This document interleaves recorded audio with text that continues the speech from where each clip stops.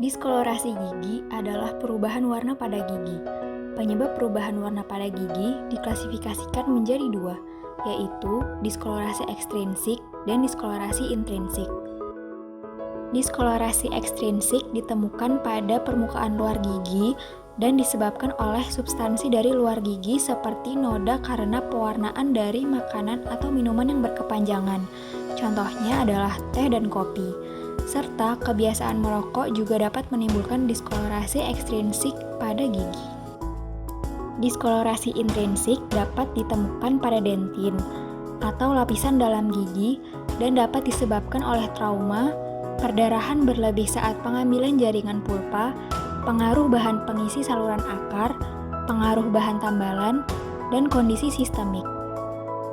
Diskolorasi ekstrinsik dan intrinsik dapat diatasi dengan perawatan bleaching. Bleaching adalah proses pemutihan gigi dengan bahan kimia berupa hidrogen peroksida dan karbamid peroksida. Bleaching dapat dilakukan dengan dua cara, yaitu bleaching secara eksternal yang dilakukan pada gigi vital dan bleaching secara internal yang dilakukan pada gigi non-vital yang telah dirawat saluran akar dengan baik. Bleaching pada gigi vital dapat dilakukan dengan dua teknik, yaitu mouth guard bleaching dan in-office bleaching.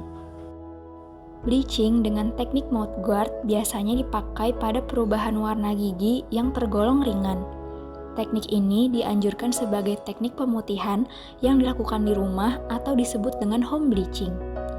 Teknik ini menggunakan bahan pasta bleaching karbamid peroksida 10% yang dioleskan pada tray untuk dipakai pada gigi selama 30 menit.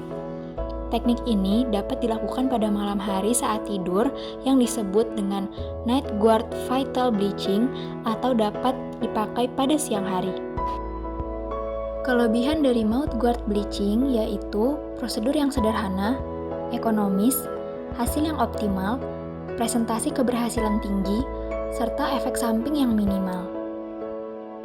Namun, kekurangan dari mouth guard bleaching yaitu membutuhkan waktu yang lebih lama serta membutuhkan kepatuhan pasien. Teknik in-office bleaching hanya dapat dilakukan di klinik yang dilakukan langsung oleh dokter gigi. Umumnya menggunakan bahan hidrogen peroksida dengan konsentrasi 35-50% dengan durasi 30 hingga 60 menit untuk mendapatkan hasil yang optimal. Bleaching pada gigi non-vital dapat dilakukan dengan dua teknik, yaitu walking bleach dan termokatalitik. Bleaching dengan teknik termokatalitik biasanya menggunakan bahan hidrogen peroksida dengan konsentrasi 30-40% yang kemudian akan dipanaskan dan nantinya mampu menghasilkan perubahan warna pada gigi. Teknik walking bleach menggunakan bahan campuran dari bahan sodium perborat dengan hidrogen peroksida 35%. Perbedaan teknik ini dengan termokatalitik ialah tidak diperlukan adanya pemanasan. 2 minggu setelah bleaching, dianjurkan untuk menghindari minum-minuman berwarna seperti teh, kopi, anggur, minuman ringan, dan sejenisnya. Untuk mempertahankan hasil bleaching, jika ingin minum minuman berwarna, lebih baik menggunakan sedotan. Dan setelah mengonsumsi makanan berwarna, dianjurkan untuk berkumur dengan lebih banyak air. Hindari perawatan gel berwarna, obat kumur, chlorhexidine atau home fluoride selama 24 jam setelah bleaching.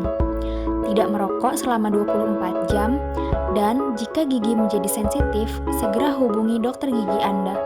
Stabilitas warna dapat bertahan hingga 1 hingga 3 tahun tergantung pada kebiasaan pasien seperti makanan, minuman, dan merokok.